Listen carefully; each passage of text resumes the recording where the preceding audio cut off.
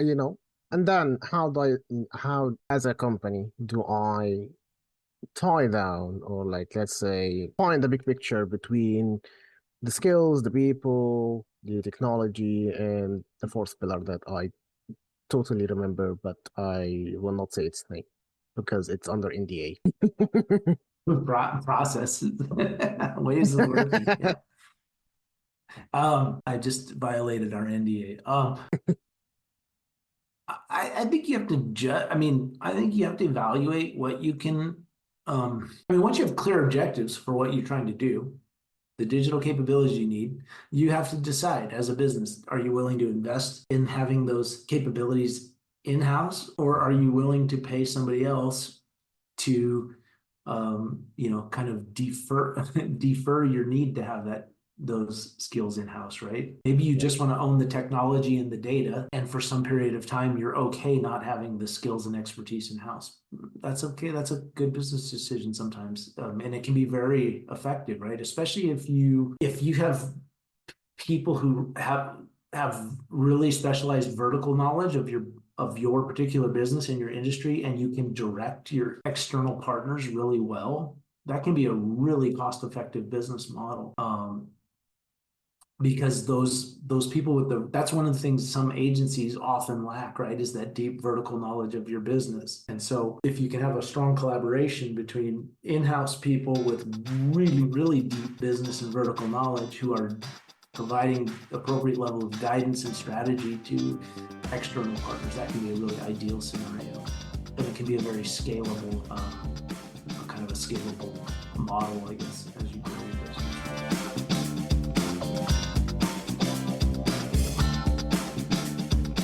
Get ready to deep dive into the world of digital transformation, where we explore the latest trends, innovations, and challenges shaking up industries. Join us as we decode the secrets behind successful digital strategies and hear from experts who are at the forefront of disrupting the status quo. In each episode, we'll unravel the mysteries of the digital realm and uncover the hidden opportunities that lie within. From artificial intelligence to blockchain, from automation to cybersecurity, we'll leave no digital stone unturned. But hold on tight, because this podcast isn't your average tech talk. We're injecting a hefty dose of wit and humor into every episode, making learning about digital transformation an absolute blast. So if you're ready to embrace the digital revolution with a smile on your face, tune in to the Digital Disruption Podcast and get ready to be entertained, informed, and inspired.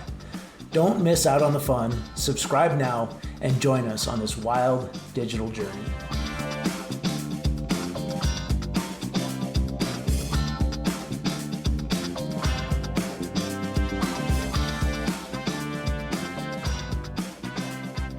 Hello and good morning, Patrick. Hello, David. How are you doing? I'm all good. How about you? Good, it's good Friday. It's nice and sunny outside. Spring has finally arrived, so it's good fishing weather and hiking weather, and yeah, I'm happy. Hopefully it's not too hot, not too cold. How is Ramadan wrapping up for you? Great. You know, it does have its ups and downs, the usual. Just lets you gives you time to reflect on yourself mentally. And then it gives you time to reflect on your skills, which is I feel like every company needs to have its own like Ramadan, just to reflect on its own in-house skills, you know. Every company needs to have like a inventory check, like do we have this skill in our inventory? Who has this skill? How many do of this skill do we have? Because I feel like a lot of skills kind of get unnoticed, and a lot of people just, a lot of companies, I mean, just don't fully utilize the skills of their customers. And you know, you might remember in I think was it first or second episode when we were talking about this the four pillars of digital transformation, We talked about the people, we talked about the tech, but we also mentioned the skills. And I I always associated people with skills, to be honest. But I think I'm wrong, and you're gonna be explaining why am I wrong. So go for it. Well, I wouldn't say no. I actually wouldn't say you're wrong at all. I mean, I put people and skills side by side, right? Because until computers do actually take over the world, the skills will be sitting with the people. So no, it's I just think as a pillar of digital maturity that people there's more than just right there's more than just skills that go into that pillar but that skills matrix having the appropriate roles either within your organization or as uh, partners in one way or another, either as an agency partner or as freelance contractors you might work with, a variety of ways you can bring those needed skills into your organization. So no, I definitely squarely put skills with the people pillar. Um, I don't think we've spent a whole episode talking about how important those skills are, though, and so I think we wanted to, I think it'd be a good occasion to, well, reflect on those skills. Like you said, we'll do our little inventory check here. Um, I don't think you can, I wish we could just, create a spreadsheet with a skills matrix that we could just hand to every organization and that would just, that would be their magic um, formula for all the skills they need. But, like most things, digital capabilities related, the roles and skills that you need as a company are closely tied to um, your own tech stack, your own data infrastructure, um, your own processes, right? Your ways of working, the way that you have your teams structured, different divisions of the company, and all those things impact the kinds of uh, the roles and skills you need, and also the quantity of them, right? So if you have a very centralized, this is going to sound really terrible, really bad grammar, but if you have a centralized center of excellence, talk about redundancy there, right? Uh, if a center of excellence by definition is centralized. So if you have a center of excellence where you have a lot of core skills in one group that acts as an internal, agency that serves a lot of different divisions, their needs around shared functions, then that center of excellence can be a really efficient way, right, of having the roles and skills you need without hiring, let's say, do you need one analyst on every, you know, functional team in the company? Do you need a data scientist, for every, major team for branding and for marketing, for performance marketing and brand marketing? No, right? There's a lot of those functions that are uh, can be centralized for efficiency's sake. So that said, again, we can't just universalize what the skills matrix is. Now, what we can say is some general principles, right? If you have um, technology to beat our favorite dead horse, that technology doesn't make you digitally capable or digitally mature in and of itself. It is an enabling technology. It allows you to do certain things. So let's just we'll use a couple of different examples, but let's say you have a demand side platform, a DSP. So a piece of ad tech that's designed to allow you to make programmatic media buys. Now you also need a team of several people to really utilize that tool effectively. Hopefully you have somebody who is doing, media planning, has some media buying expertise. You have somebody who is actually well versed in ad ops, so how to do the actual technical pieces of trafficking and running those campaigns, knows all the intricacies of how to build out those insertion orders properly, the line items, the different targeting and optimization, right? So the really, I guess the key there, and then I'm gonna pause for a second. The key there is having the right tool and then having the right skilled person to use the tools. And in a lot of cases, if it's a sophisticated enough tool, that means several people. And in the case of a DSP, you're also going to have data pipelines into that tool to bring in audience data, potentially offline conversion data, right? And a number of different kinds of data pipelines you might have. So you have to have those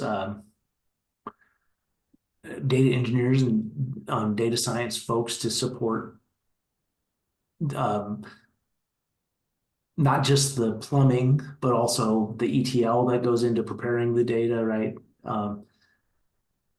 Make you doing meaningful modeling on that data, right, before you pump it back into your media buying platform. So there's a number of different skills there, right?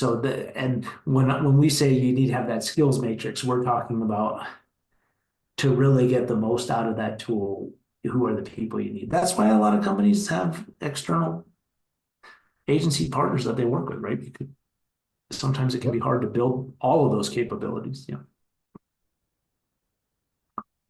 So that's one example, right, of several. Yeah. So we easily could spend a month reflecting on skills, right? I mean, yeah, we should. We should. I mean, what do you see more?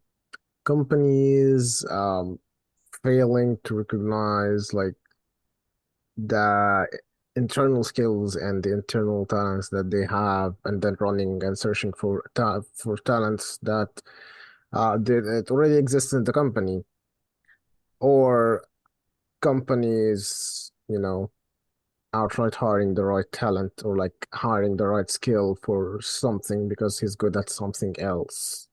Mhm. I think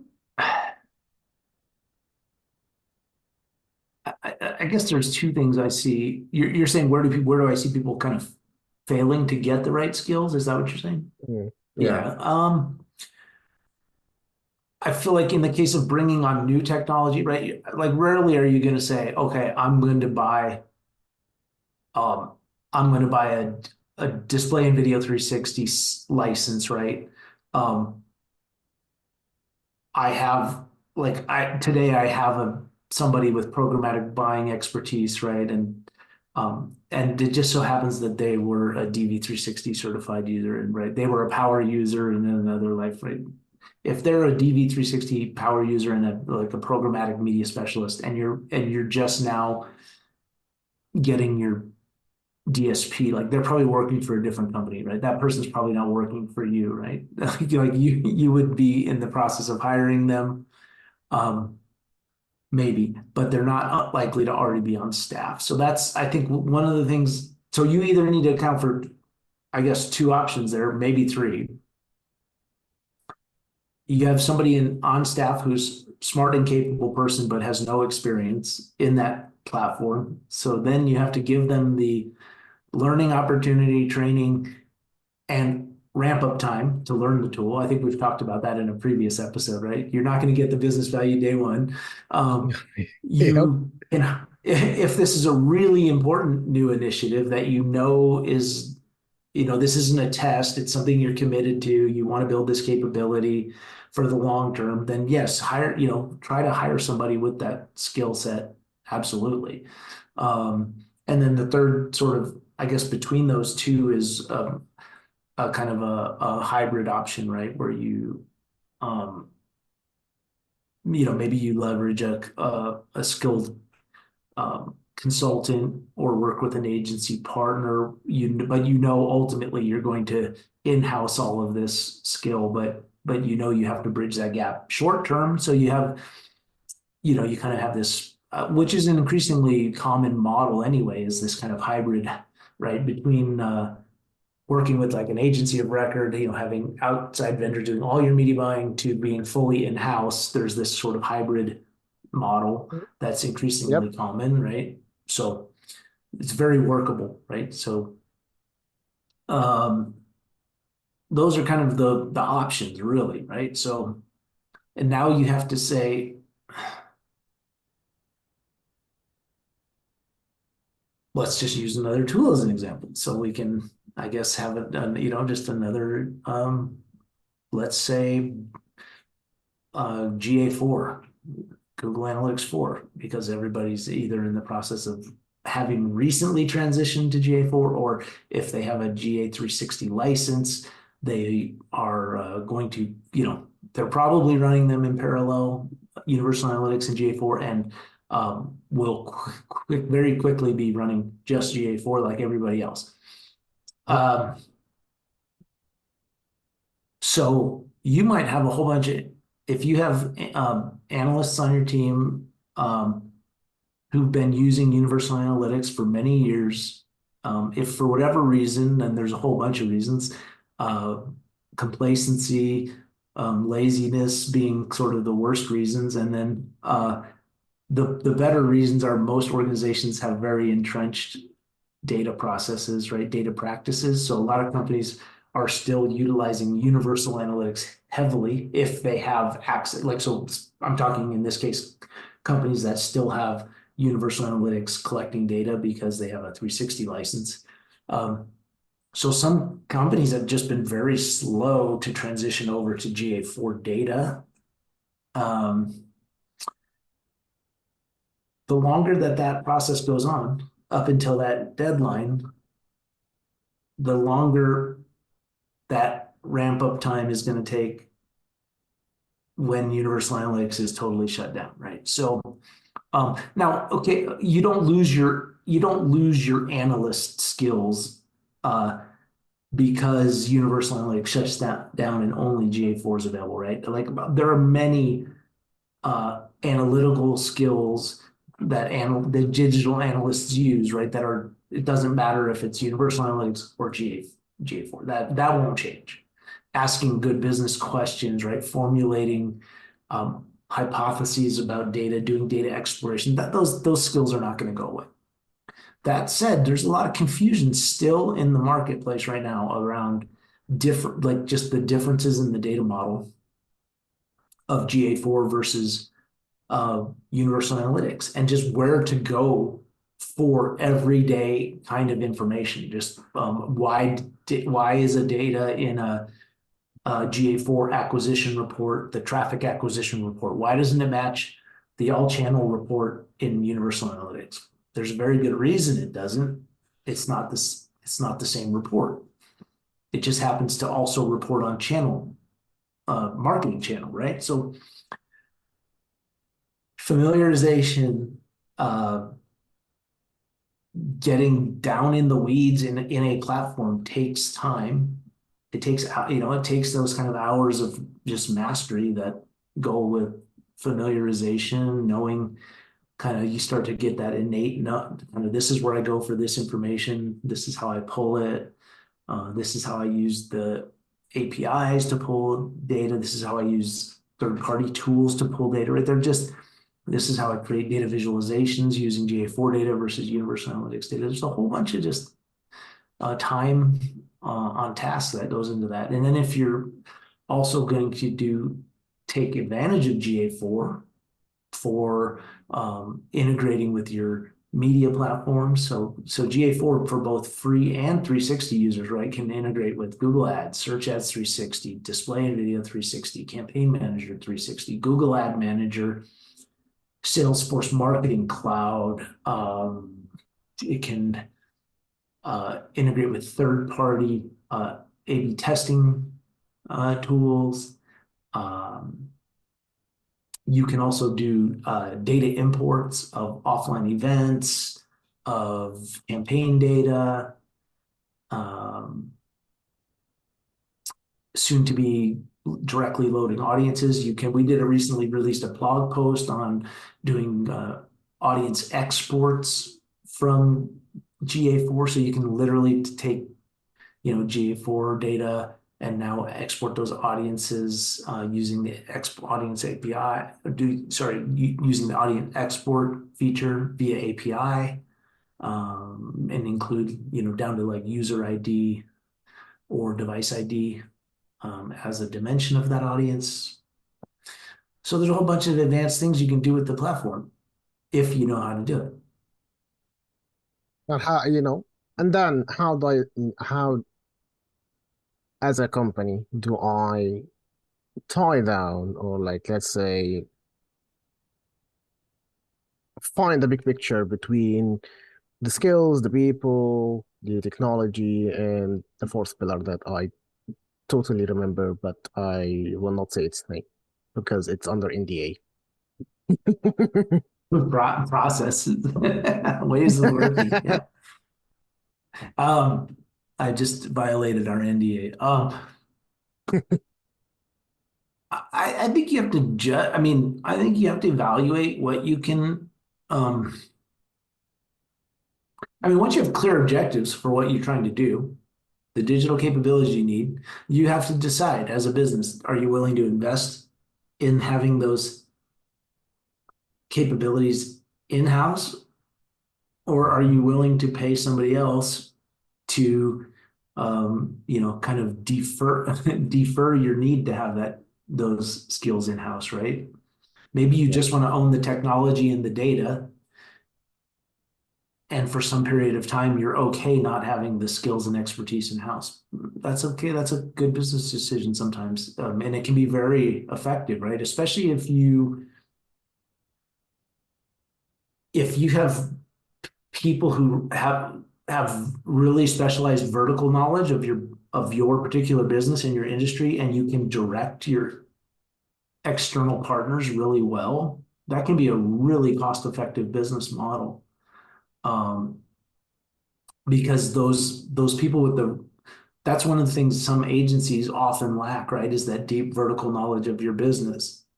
And so if you can have a strong collaboration between in-house people with really, really deep business and vertical knowledge who are providing appropriate level of guidance and strategy to external partners, that can be a really ideal scenario. And it can be a very scalable, a kind of a scalable model, I guess, as you grow your business, right? Um, Which, it does make sense. As you said, like one of the things that I feel like lots of people like struggle with is the being torn between, do I go all out guns blazing and hire like 30 data science and data engineers to help me get analytics undercover with, whole of my business and the ventures that we have, or do we rely on an external vendor while we build our in-house skills and people and specialty? I feel like people either go extreme in or extreme out. I think, we are an agency, so at e-CENS we offer these services, but it doesn't like in this podcast, it doesn't stop us from giving the right, like the most convenient kind of advice for people. So in your own head, how do you imagine people as they grow, go from like achieve the most optimal efficiency usage of time, skill, hiring, stuff like that? How do you go at mm, it? Do you stick with an external partner throughout from the day one until it all goes out, or do you slowly transition? And what's the benefit of doing either? Are either is beneficial? How do people do assessment, mm. for their situation? Yeah, no, it's a really good. It's a good and tough question. Not an easy answer, but I guess I'll try and I'll give a couple of points of view on it. Uh, for sort of one-off, like things that you might consider like capex budgets, where you're just trying to like say implement, and this is a little bit self-serving, this example, but I always just mean this as one example, but if you're just doing like a brand new analytics implementation where, it's going to take, you're going to go through a discovery process, requirements gathering, uh, develop a set of, an implementation guide, a technical guide, and then do that implementation. And then you're going to have this asset. You're going to have like an enterprise, measurement capability in place. I think working with an external partner that has a lot of expertise can quickly and efficiently help you do that. I think that has a lot of value. And you could do similar, again, I said that particular example is a little self-serving because that's what we do, but I think if you were talking about like moving towards cloud infrastructure, so infrastructure as a service or platform as a service or SaaS, like you working with a implementation partner can be really cost effective. Working with a systems integrator can be really cost effective. I think then having capabilities in-house for some of the ongoing like operational use of those platforms, it can be really, really helpful over time, even if you're not initially in a position to do that. I think also focusing on like mission critical like if you're an e-commerce platform, I think having customer engagement, and CRM teams in-house makes total sense, right? That's where you're trying to like maximize how seamless that experience is, how much loyalty and lifetime value you're cultivating with those customers, right? Having that internal where you have the ultimate sort of control is ideal, but you do have to have people who are skilled at that, and you have to have the right tool sets to support it. But if I'm a e-commerce player, or if e-commerce is a big part of my omni-channel retail, I want that to be owned by my internal teams, right? Whereas I might work with really killer creative agency and kind of branding agency to handle some of these more sophisticated components of my overall sort of branding and awareness, and trying to go to market and get deeper penetration into key markets and things. I might, maybe that's an area where you could never internally do it as cost effectively as an agency that has the scale and the expertise already to do it, if that makes sense. Yeah. Data, I think owning your data infrastructure and like having those teams in house is probably long term the most valuable way to go, right? And again, I think that comes down to as well, your own internal teams will ultimately have way more vertical knowledge than any external partner you're working with.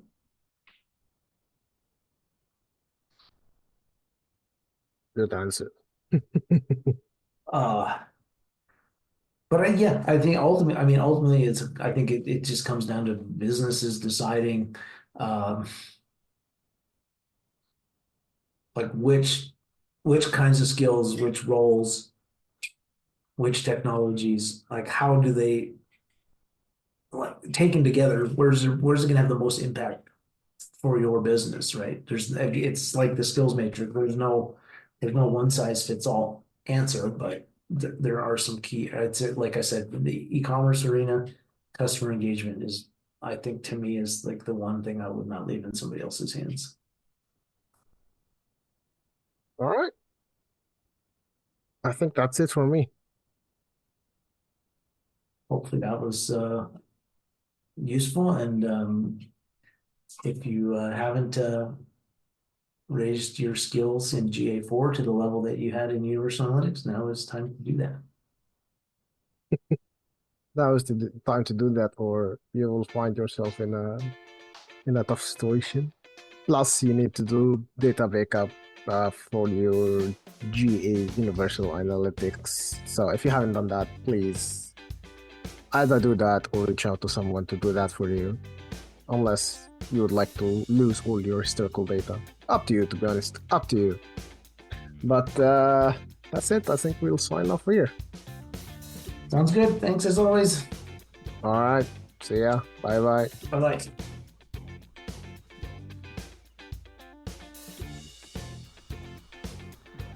And that's a wrap for this episode of the Digital Disruption Podcast. We hope you enjoyed our deep dive into the world of digital transformation and gained valuable insights to help navigate the ever-changing landscape. If you have any questions, comments, or suggestions for future episodes, we'd love to hear from you. You can reach us on our website, e-CENS.com, or connect with us on social media. Don't forget to subscribe to our podcast and stay tuned for more exciting discussions on the forefront of digital innovation. Remember, the future is now, and it's time to embrace the power of transformation. Thanks for listening, and until next time.